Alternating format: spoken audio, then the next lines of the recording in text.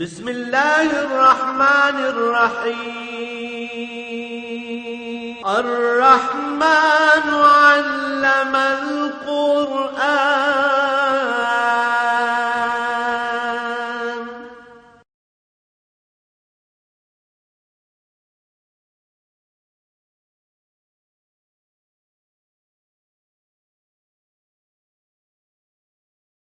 الحمد للہ رب العالمین والصلاة والسلام علی حبیبہ محمد وآلہ وصحبہ اجمعین. اعوذ باللہ من الشیطان الرجیم. بسم اللہ الرحمن الرحیم. یا ایھا الذین آمنوا کونوا قوامین بالقسط شہداء للہ ولو علی انفسکم او الوالدین والاقربین ان یکن غنیا او فقیرا فاللہ اولی بہما فلا تتبعوا الہوی ان تعدلوا وان تلووا او تعرضوا فان اللہ کان بما تعملون خبیرا. اللہم سبحانک لا علم لنا الا ما علمتنا انک انت العلیم الحکیم. مولایا صلی وسلم دائما ابدا علی حبیبک خیر الخلق. بات چل رہی تھی پچھلی آیت کریمہ میں اجر و ثواب کی، بدلے اور معاوضے کی، نتیجے کی. تو فرمایا نتیجہ حاصل کرنے کے لیے بنیادی طور پر بندے کو خود حق پر قائم رہنا چاہیے. نتائج خواہشات سے حاصل نہیں کیے جاتے، آرزوئیں اور تمنائیں نتیجہ نہیں بنا کرتی. فرمایا یا ایھا الذین آمنوا کونوا قوامین بالقسط شہداء للہ. اے وہ لوگ جنہیں نور ایمان نصیب ہوا ہے، حق پر قائم رہو، انصاف پر قائم رہو، عدل پر قائم رہو اور پورے عدل کے ساتھ قائم رہو. شہداء للہ، تم اللہ کی طرف سے گواہ ہو، اللہ کے لیے گواہ ہو، اللہ کی بارگاہ میں گواہ ہو. یعنی جس بات پہ تم قائم ہوتے ہو وہ اتنی کھری، اتنی سچی ہونی چاہیے کہ تمہیں اللہ کے حضور شرمندگی نہ ہو. ولو علی انفسکم، اب اس بات کی زد اپنی جان پہ پڑتی ہے. وہ سچ اختیار کرنے سے اپنی جان کو تکلیف ہوتی ہے، اپنے مفادات کو تکلیف ہوتی ہے، اپنے معاملات بگڑتے ہیں، مصیبتوں کا سامنا کرنا پڑتا ہے، جان جوکھوں میں پڑ جاتی ہے. تو اس وجود کو، اس جان کو، مالی معاملات کو، دنیاوی مفادات کو بچانے کے لیے حق کو چھوڑ کر باطل کو اختیار نہ کرو. پہلی بات تو یہ ہوتی ہے کہ اگر خدا نخواستہ کوئی بد نصیب حق کو چھوڑ دے تو اس کی کیا ضمانت ہے کہ باطل اختیار کرنے سے اس کا کام اس کی مرضی کے مطابق ہو جائے؟ اس کی بھی کوئی دلیل نہیں. دوسری بات یہ ہے کہ حق کو چھوڑنے سے اس نے اللہ کریم کی ناراضگی مول لے لی، جس کا نتیجہ بے حد خراب ہوگا. تو خرابی یقینی ہے حق کو چھوڑنے میں، اور فائدہ جو ہے اس کی ایک موہوم سی امید ہے، وہ پوری ہوتی ہے یا نہیں. سو فرمایا تم حق پر قائم رہو، خواہ اس میں وقتی طور پر دنیاوی اعتبار سے تمہیں تکلیف آتی ہو یا نقصان آتا ہو. اب الوالدین، اپنی ذات سے بھی والدین عزیز ہوتے ہیں. اگر ان پر بھی کوئی آفت ٹوٹتی ہے تم سمجھتے ہو کہ وہ خفا ہوں گے یا ان کا نقصان ہوگا یا ان کی مخالفت ہوگی، اللہ پہ بھروسہ رکھو اور حق پر قائم رہو. والاقربین، یا رشتہ دار یا برادری میں کوئی ناراض ہوگا تو تو فرمایا اللہ کی ناراضگی سے کسی دوسرے کی ناراضگی بڑی نہیں ہے. ان یکن غنیا او فقیرا فاللہ اولی بہما. دنیا میں کوئی فقیر ہے یا رئیس، اللہ کریم کا تعلق سب کے ساتھ. غریب بھی اللہ کی مخلوق ہے، امیر بھی اللہ کی ایک ادنا سی مخلوق ہے. ایک ایک لمحے میں اور بدن کے ایک ایک ذرے میں اس کا محتاج ہے. کسی کے امیر ہونے یا کسی کے فقیر ہونے سے کوئی فرق نہیں پڑتا. عدل سب کے لیے ہے، انصاف سب کے لیے ہے، حق سب کے لیے ہے، اور حق پر قائم رہو. فلا تتبعوا الہوی، اور خواہشات نفس اور مفروضوں کے پیچھے مت جاؤ. دنیا مادی ہے اور بڑی حسین ہے، بڑی لذیذ ہے، بڑی خوشنما ہے. انسان ضروریات کا پلندہ ہے، اس کی بے پناہ ضروریات ہیں، مادی ضروریات ہیں، اسے دنیا کی نعمتیں چاہیے. سو اس کی خواہشات خواہشات کی کوئی حد نہیں ہوتی، بہت وسیع ہو جاتی ہے. خواہشات کے پیچھے جاؤ گے تو حق سے ہٹ جاؤ گے. حق رہے گا صرف اللہ اللہ کے رسول صلی اللہ علیہ وآلہ وسلم کی اطاعت سے. فلا تتبعوا الہوی ان تعدلوا، کبھی عدل سے ہٹ کر خواہشات کی پیروی میں نہ پڑنا. وَإِن تَلْوُوا أَوْ تُعْرِضُوا فَإِنَّ اللَّهَ كَانَ بِمَا تَعْمَلُونَ خَبِيرًا. اور اگر تم حق سے ہٹ جاؤ، حق سے پھر جاؤ، غلط بات کو تسلیم کر لو، ظلم پر کسی کا ساتھ دینے لگ جاؤ، برائی میں کسی سے تعاون کرنے لگ جاؤ، تو اللہ کریم کا کچھ نہیں بگڑے گا. تم اپنا نقصان کرنے والے ہوگے. اللہ تمہاری ہر حرکت و سکون سے واقف ہے. وہ جانتا ہے تم کیا کر رہے ہو، کل اس کا نتیجہ تمہیں بھگتنا ہوگا. پھر جو بات فرمائی وہ بہت پتے کی اور بڑی یاد رکھنے والی بات ہے. ہمارا ایک رویہ ہے بیان کرنے والوں کا بھی اور سننے والوں کا بھی. بیان کرنے والے کا دھیان جوش خطابت پہ ہوتا ہے، اور سننے والا کو بہت مخلص ہو تو وہ کہتا ہے جی قرآن بیان ہو رہا ہے، سننا ثواب ہے. اکثریت سوائے اللہ کے خاص بندوں کے اکثریت جو ہے وہ اسی میں الجھی رہتی ہے. اور جب بات ختم ہوتی ہے تو اس کے بعد سننے والوں میں سے کسی سے پوچھ لو تو یہ تو کہے گا بڑی زوردار تقریر تھی، شعر بہت اچھے پڑھے، آواز بڑی اچھی تھی، لہے بڑی خوبصورت تھی، لیکن کیا کہا گیا، مقصد کیا تھا؟ جو گھنٹہ بھر آپ سنتے رہے، کوئی سناتا رہا، مقصد کیا تھا؟ تو شاید بڑے کم خوش نصیب ہوں گے جو وہ بات لے کر محفل سے اٹھتے ہوں کہ سارے کہنے سننے کا مقصد کیا تھا. اور بڑے کم خوش نصیب بیان کرنے والے بھی ہوں گے جنہیں یہ احساس ہو جو باتیں لوگوں کو بتائی جاتی ہیں دراصل بتانے والے کو بھی ان سے خود سیکھنا چاہیے. یہ نہیں ہونا چاہیے کہ لوگوں کو بتا دیا جی بس ہو گیا. جو بتائی جاتی ہے بتانے والا بھی اس سے خود سیکھتا ہے. یہاں فرمایا یا الذین آمنوا آمنوا باللہ ورسولہ. بہت بڑی بات ہے. کون فرما رہا ہے؟ اللہ جل شانہ فرما رہا ہے. کن سے کہہ رہا ہے؟ ان لوگوں سے کہہ رہا ہے جو ایمان لائے ہیں، جو مسلمان کہلاتے ہیں، جو کلمہ گو ہیں. انہیں حکم دے رہا ہے کہ یہ نعرہ مستانہ نہیں چاہیے مجھے.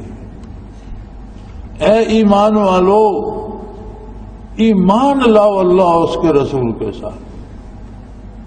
یعنی تمہاری حرکت و سکون سے، تمہارے کردار سے، تمہاری گفتار سے پتہ چلے کہ تم مسلمان ہو. اور خطاب بھی آمنو کیا ہے کہ اے مسلمانوں، اے مسلمان کہلانے والوں، اے اسلام کا دعویٰ رکھنے والوں، اے کلمہ اسلام قبول کرنے والوں، کلمہ پڑھنے والوں، اے مسلمانوں، اے مومنو، اے ایمان والو، ایمان لاؤ اللہ اللہ کے رسول کے ساتھ. پہلے آمنو فرمایا اور پھر حکم دیا کہ آمنو، ایمان لاؤ. تو یہ کیا منطق ہے؟ فرماتے ہیں لوگوں ایمان لاؤ تو بات سمجھ میں آتی، کافروں سے کہتے ایمان لاؤ بات سمجھ میں آتی. تو اے ایمان والو ایمان لو، اس سے مراد یہ ہے کہ ہم دعوے ایمان کرتے ہیں، اس پر ہمارا عمل نہیں. فرمایا یہ میرا دعویٰ جو ہے یہ کہیں تمہیں دھوکہ نہ دے جائے، تم اس خوش فہمی میں رہو میں مومن ہوں، اور اعمال جو ہیں وہ کفر کے صادر ہوتے رہیں، اور خدا نخواستہ ہر عمل جو ہے وہ بندے کو کسی سمت کھینچتا ہے، نیکی مزید نیکی کی طرف، برائی مزید برائی کی طرف. اور گناہ کی سب سے بڑی خرابی یہ ہے کہ وہ مفضی الی الکفر ہوتا ہے. گناہ بندے کو کفر کی طرف کھینچتا رہتا ہے، کفر کے قریب کرتا رہتا ہے، حتیٰ کہ مسلسل گناہ کرنے سے ایک وقت ایسا آتا ہے کہ قلوب سیاہ ہو جاتے ہیں، ایمان سلب ہو جاتے ہیں، اور بندہ خالی ہاتھ رہ جاتا ہے. آج ہم دیکھتے ہیں کہ گزشتہ نصف صدی میں جو تبدیلیاں ہم نے دیکھی ان میں ایک بہت بڑی تبدیلی یہ بھی آئی ہے کہ لوگوں کے عقیدے تباہ ہو گئے، کردار تباہ ہوئے، افکار تباہ ہوئے، معاملات تباہ ہوئے.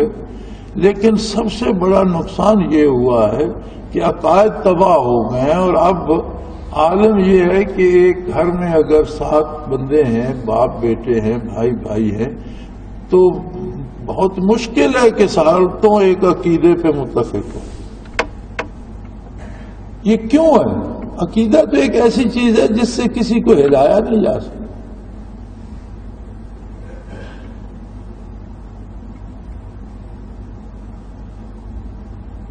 یہود نے دھوکہ دیا مسلمانوں کو،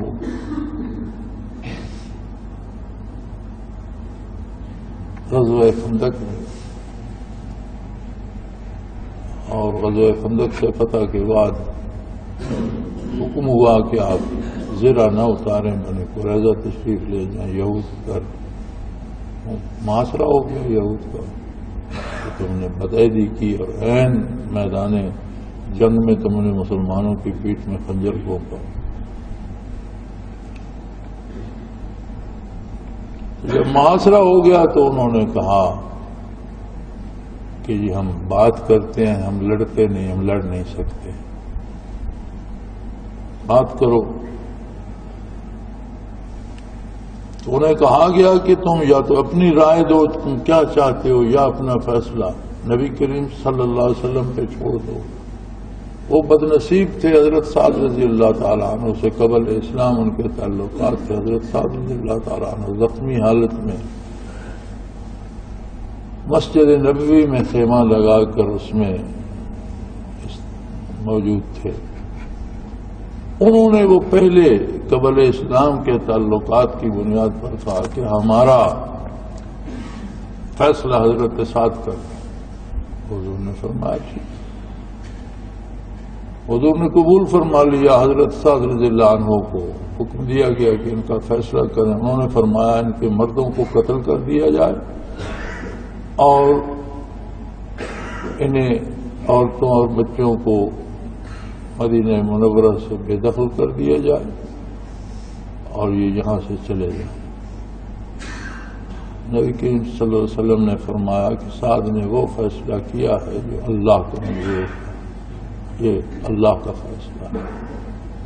بدبخت تھے، شاید حضور کی طرف رجوع کرتے، حضور کا فیصلہ مانتے تو آپ کریم تھے، سب کو بے دخل کر دیتے، لیکن انہیں قتل ہونا پڑا۔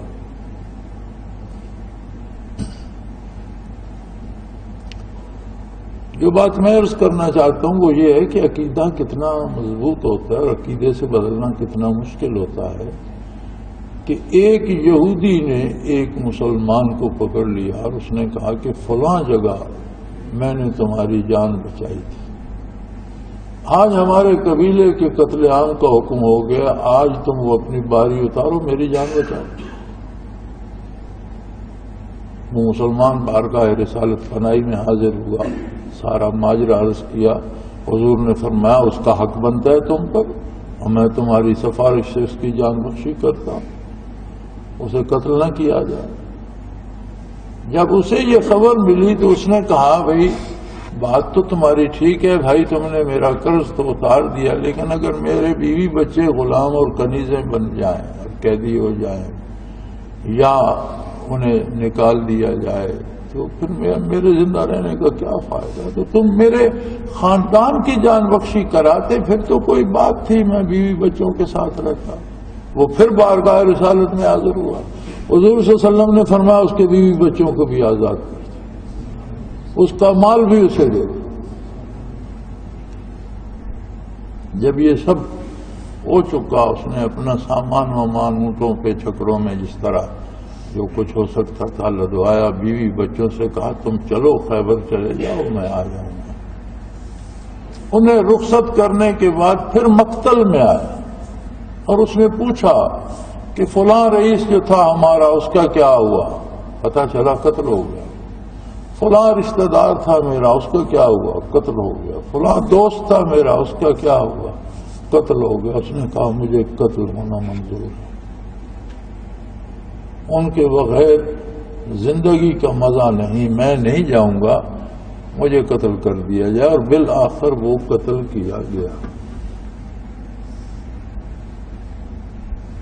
ایک باطل عقیدے میں بھی اتنی قوت ہے کہ اگر وہ اس بندے کا عقیدہ ہے تو اس کے نزدیک تو وہ حق ہے نا، اس نے مرنا قبول کر لیا۔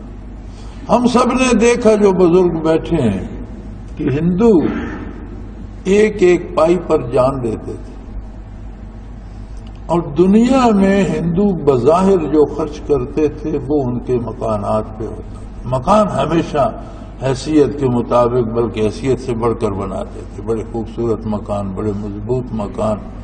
علاقے کے جتنے گاؤں میں جہاں جہاں ہندو تھے ان کے مکان دیکھو مسلمانوں سے بہتر تھے، خوبصورت تھے، خوشنما تھے۔ کسی ہندو کو آپ نے دیکھا ان کی جاگیریں بھی تھیں، مربے بھی تھے، زمینیں بھی تھیں۔ کسی ہندو کو آپ نے دیکھا کہ اس نے جاگیر یا مکانوں کی خاطر عقیدہ بدل لیا ہو کہ نہیں جی میں کلمہ پڑھتا ہوں اور میں مکان نہیں چھوڑتا، چھوڑ کر چلے گئے، جائیدادیں چھوڑ دیں، جاگیریں چھوڑ گئے، مال و زر چھوڑ گئے، لیکن ہندوازم نہیں چھوڑا، بت پرستی نہیں چھوڑی، بندروں اور خنزیروں کی پوجا نہیں چھوڑی۔ جو یہ مسلمان کہلاتے ہیں یہ عقیدہ کیوں چھوڑ بیٹھتے ہیں؟ انہیں کیوں روز ایک نیا بندہ مل جاتا ہے اور وہ ایک نیا عقیدہ انہیں بتا دیتے ہیں، اس پہ کیوں لپکتے ہیں؟ بات یہی ہے جو اللہ کریم نے جس مرض کی نشاندہی کی ہے کہ دعوی اسلام ہے، اسلام پر اعتماد و یقین نہیں ہے۔ فرمایا یہ دعویٰ کام نہیں آئے گا۔ یا ایھا الذین آمنوا آمنوا، اے مسلمانوں مان کر دکھاؤ، اپنے کردار سے، اپنے عمل سے، اپنے افکار سے، اپنی نشست و برخاست سے۔ حضرت رحمت اللہ علیہ فرمایا کرتے تھے اہل اللہ کی باتیں وہی سمجھتے ہیں۔ فرماتے تھے اگر آج کوئی صحابی دنیا میں واپس آ جائے تو ہمیں دیکھ کر کہ یہ مسلمان ہیں وہ پاگل ہو جائے کہ یہ ایسے مسلمان ہوتے ہیں، اور ہم اسے دیکھ کر کہیں کہ یہ پاگل ہے، مسلمان تو ہم ہیں، پتہ نہیں یہ کیا کہتے ہیں۔ آج ہم ایسی جگہ پہ کھڑے ہیں کہ رواجات ہر بندے کو عزیز ہیں اور سنت کی پرواہ ہی نہیں۔ رسم خواہ ہندوؤں سے لے لی، شادی بیاہ پہ، مرنے پہ، جنازے پہ، ہر کام میں رسومات داخل ہو گئی۔ مرنے والا مر گیا، یار 40 روز تک دعوتیں اڑا رہے ہیں، لاکھوں روپے خرچ ہو جائیں گے، خواہ مرنے والے کے علاج پر کسی نے دھیلا خرچ نہ کیا، اپنی شہرت کے لیے دعوتیں اڑائی جا رہی ہیں، کھانے کھلائے۔ وہ اکبر آبادی نے کہا تھا ہمیں معلوم ہے مرنے کے بعد کیا ہوگا، پلاؤ کھائیں گے آپ فاتحہ ہوگا۔ میں جانتا ہوں لوگ کتنے دکھی ہوں گے، لوگوں کی تو عیش ہو جائے گی، انہیں تو کھانا پینا مل جائے گا، موج رہیں۔ لیکن ان رسومات کے خلاف اگر آپ زبان کھولیں تو کہا جاتا ہے یہ نیا مذہب بتاتے ہیں۔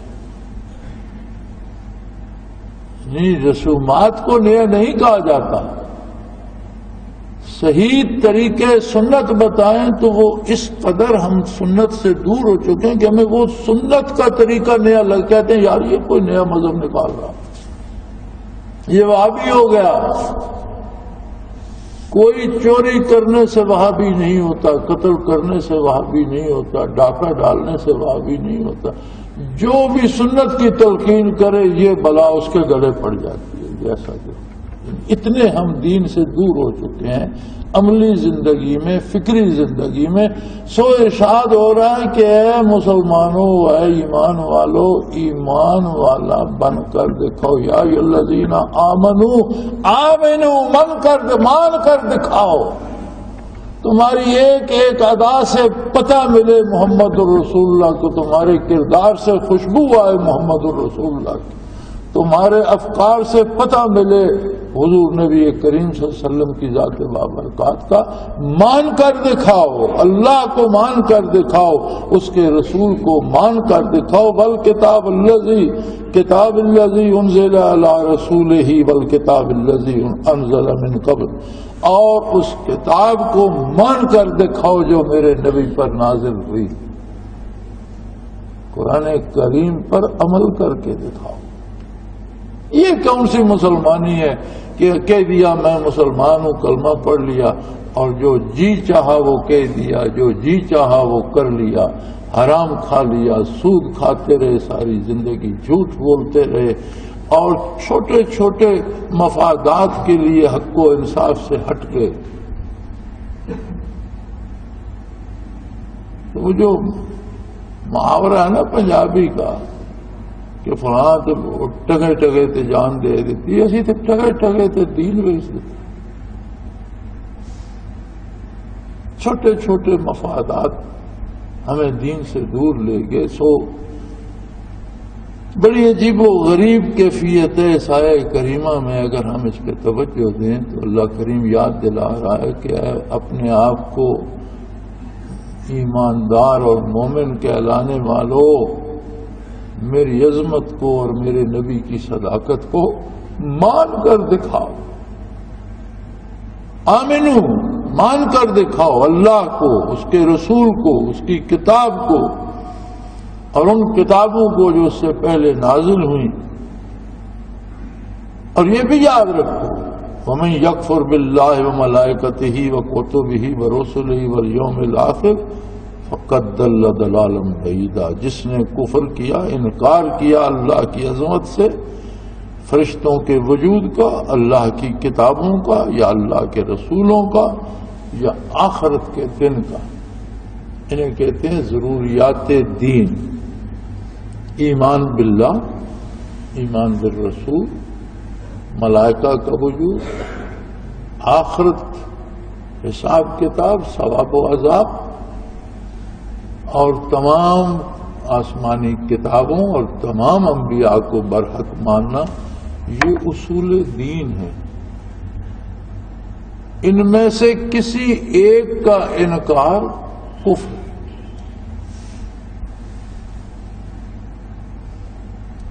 لیکن زبانی انکار نہ کرے، عمل اس کے خلاف کرے تو وہ فسق گناہ ہے، اور گناہ میں نے عرض کیا کہ گناہ کفر کی طرف لے جانے والی سواری۔ ایک ٹرین پشاور جا رہی ہے، آپ راولپنڈی اسٹیشن پہ، ایک کراچی جا رہی ہے، اب جس ٹرین میں سوار ہوں گے اسی طرف جائیں گے، وہ اپنی منزل پہ پہنچے گی۔ ہر عمل ایک سواری ہے، ایک فیصلہ ہے، یا سنت ہے یا سنت کے خلاف ہے، یا نبی صلی اللہ علیہ وسلم کی اطاعت ہے یا حضور کی مخالفت ہے، یا اللہ کی اطاعت ہے یا اللہ کی نافرمانی ہے۔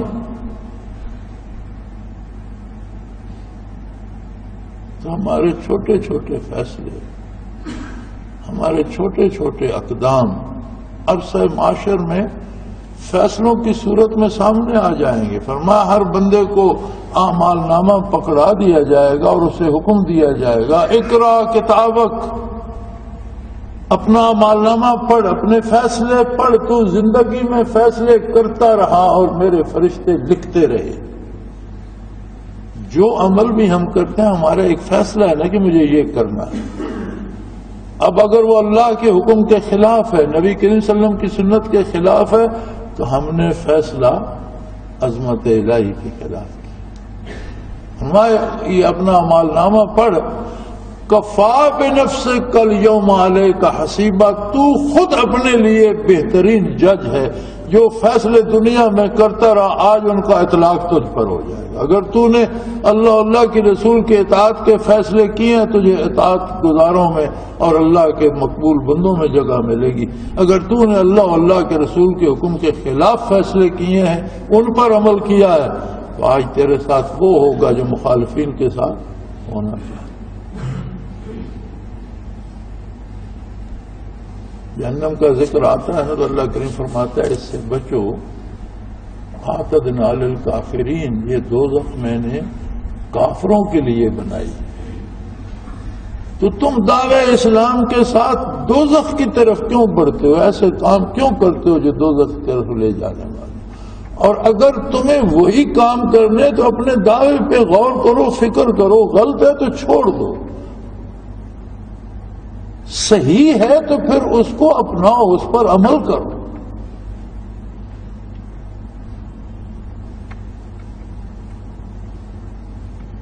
اور اگر کسی نے حق کا ساتھ چھوڑ دیا تو فرمایا فقط ضل ضلالا، وہ بہت دور کی گمراہی میں جاتا ہے۔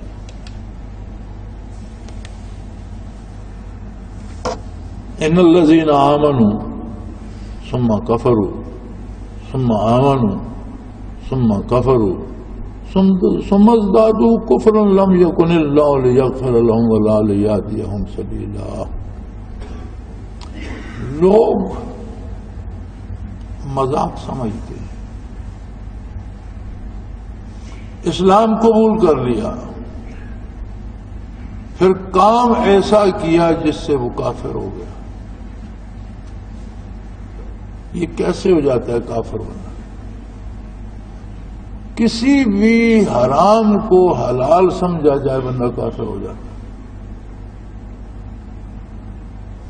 کوئی کلمہ پڑھنے والا کہتا ہے میں کافر ہوں، کوئی نہیں کہتا، لیکن کافر ہو جاتا ہے جب حرام کو حلال سمجھے۔ ایک بڑا مزیدار چھوٹا سا ایک مسئلہ فقہا نے لکھا ہے کہ کسی نے اگر کوئی چوری کی مرغی پکڑ لی، کسی کی مرغی چرا لی کھانے کے لیے، وہ فرماتے ہیں اس مرغی کو مار کر کھائے، ذبح نہ کرے۔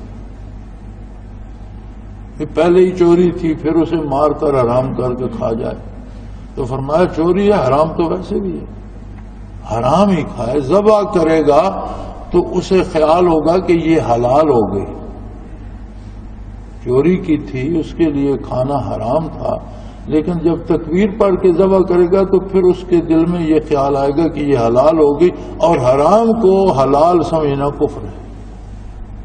حرام کھانا گناہ ہے اور حرام کو حلال سمجھنا کفر ہے۔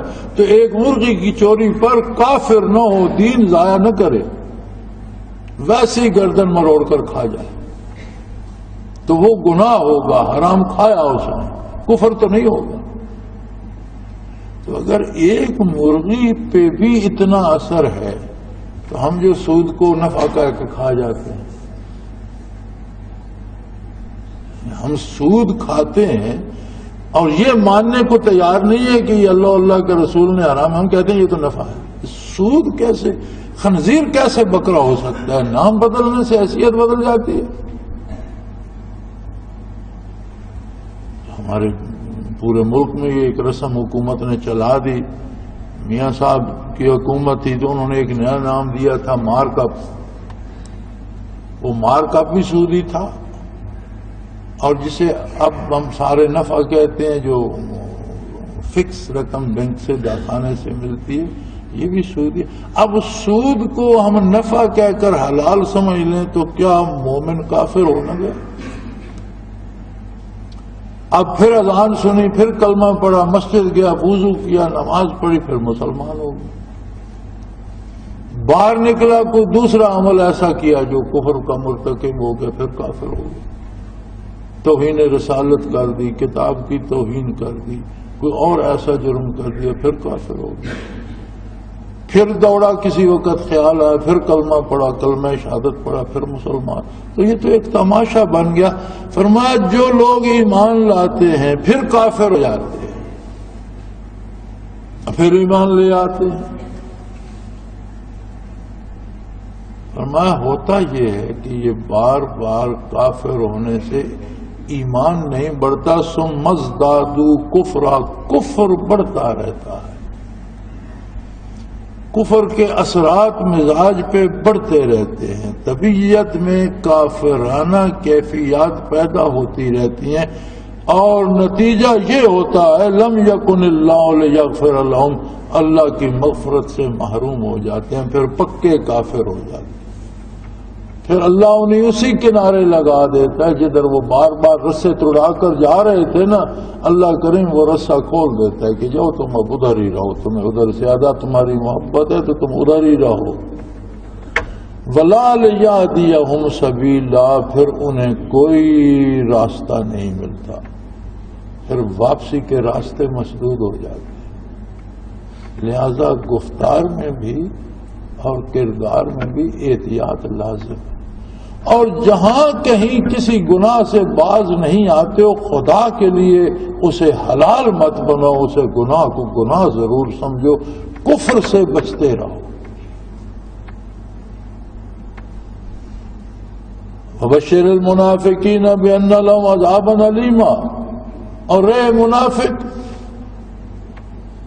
جو بظاہر اپنے آپ کو مسلمان کہتے ہیں، دل سے ان کا یقین نہیں ہے، ان کا تو انہیں تو بتا دیجئے، ان کے لیے تو دردناک عذاب ہے، یہ تو فیصلہ ہو گیا ان کا۔ الذین یتخذون الکافرین اولیاء من دون المؤمنین، یا اللہ یہ منافق کون ہے جن کا فیصلہ ہو چکا اور جن کے لیے دردناک عذاب ہے؟ فرمایا وہ لوگ منافق ہیں جو مسلمان کہلاتے ہیں لیکن مسلمانوں کو چھوڑ کر کافروں سے دوستیاں کرتے ہیں،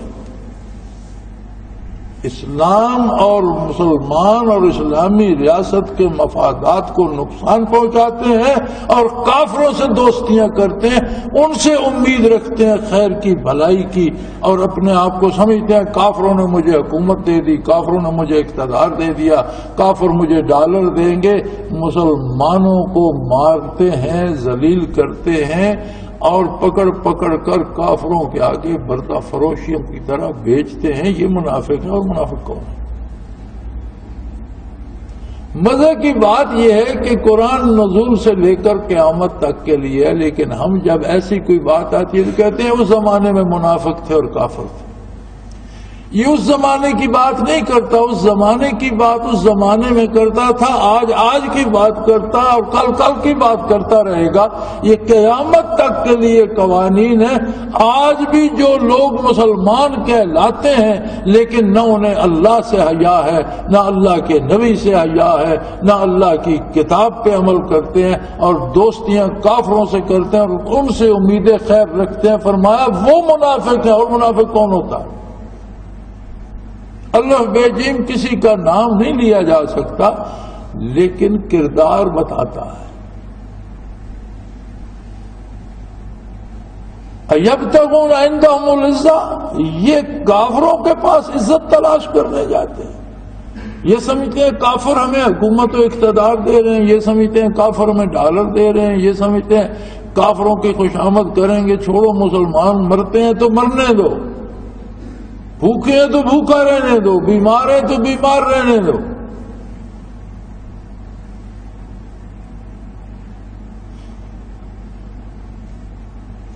بات کریں تو لوگ روٹھ جاتے ہیں اور نہ کریں تو اللہ ناراض ہوتا ہے. اب اگر دونوں میں سے انتخاب کرنا پڑے تو اللہ کی رضا کا انتخاب کرنا چاہیے. 61 برس ہو گئے اس ملک کو آزاد ہوئے. جب یہ انگریزوں کی غلامی کی لعنت اس پر مسلط ہوئی تو انہوں نے اس کا بنیادی طور پر نظام تعلیم ختم کر کے ایک ایسا نظام تعلیم رائج کیا جو صرف کلرک پیدا کرے جو حکومت کی مشینری چلاتے ہیں. اس میں ایک خصوصیت یہ ہو. دوسری خصوصیت یہ ہو کہ مغربی تہذیب کا وہ پرچم بلند کرے اور اسلامی اور دینی تہذیب کو اس کے مقابلے میں کم تر دکھائے اور لوگ ذہنی طور پر مغرب کی عظمت کے قائل ہوں. 61 برسوں میں ماشاء اللہ بھی آئے، سول حکومتیں بھی آئیں، بڑے بڑے نامور لوگ بھی آئے، شہید ملت بھی آئے، قائد ملت بھی آئے، امیر المومنین بھی آئے. کیا کسی نے اس قوم اور مسلمانوں کا مقدر بدلنے کے لیے کسی نے اس نظام تعلیم کو بدلا اور قومی ضروریات کے مطابق کیا؟ بات تو بڑی کرخت ہے، لیکن حق یہ ہے کہ اس کا مطلب ہے ہم پر آج تک منافع کی مسلط ہے.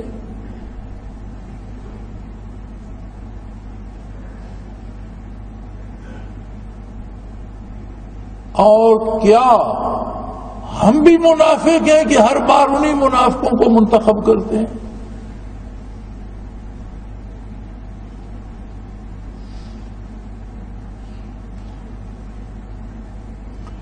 میرے بھائی، مسجد میں آنا مشکل نہیں ہے، سجدہ دینا مشکل نہیں ہے. حق پہ قائم رہنے کی بات قرآن کر رہا ہے. قرآن کہہ رہا ہے مسلمانوں مسلمان بن کر دکھاؤ، ایمان والو ایمان والے بن. یار کتنا ظلم ہے کہ اس قوم کا 61 برسوں میں کسی نے نہ تاریخ کی اصلاح کی، نہ نظام تعلیم کی اصلاح کی، نہ اسے دین کے قریب پھٹکنے دیا. جو بھی آیا اس نے کہا جی اسلامی نظام تو قابل عمل ہی نہیں، اب اس سے بڑا منافقت کیا ہوگی. جو بھی آیا اس نے امیدیں کافروں سے وابستہ رکھی، اس سے بڑی منافقت کیا ہوگی. اور ہم تو اس سے بھی زیادہ گئے گزرے لوگ ہیں کہ ہم منافقوں کو اقتدار دینے میں بڑے پیش ہوتے ہیں.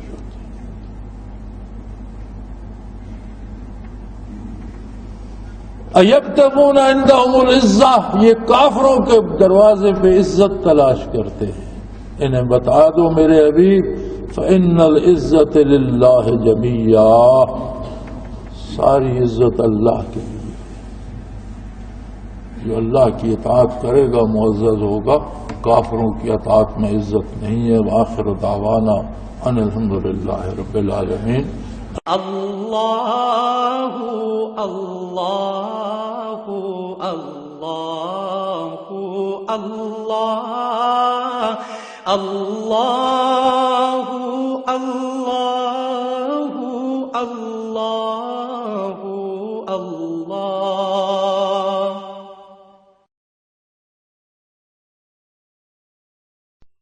حضرت امیر محمد اکرم آوان مد ذلہ العالی دارالعرفان منارہ ضلع چکوال میں سالہ سال سے قرآن و حدیث کے اوپر خطابات کر رہے ہیں اور سلسلہ نقشبندیہ اویسیہ کے مطابق لوگوں کو ذکر الہی کی تربیت دے رہے ہیں. وہ قرآن پاک کی تفسیر ترتیب وار بیان کر رہے ہیں. تفسیر قرآن کو وہ موجودہ ملکی اور بین الاقوامی حالات کے مطابق بیان کرتے ہیں۔ موٹر وے سے کلر کہار کے انٹرچینج سے نکلتے ہوئے کلر کہار کی جھیل سے ہوتے ہوئے میانی، بوچھال اور نور پور سے گزرتے ہوئے دارالعرفان منارہ پہنچ سکتے ہیں۔ حضرت امیر محمد اکرم آوان نے بچیوں اور بچوں کی دینی اور دنیاوی تعلیم کے لیے سقارہ اکیڈمی کے نام سے ایک درسگاہ بھی قائم کی ہے، جس کا افتتاح ملک پاکستان کے صدر جنرل محمد ضیاء الحق نے اپنے دست مبارک سے کیا تھا۔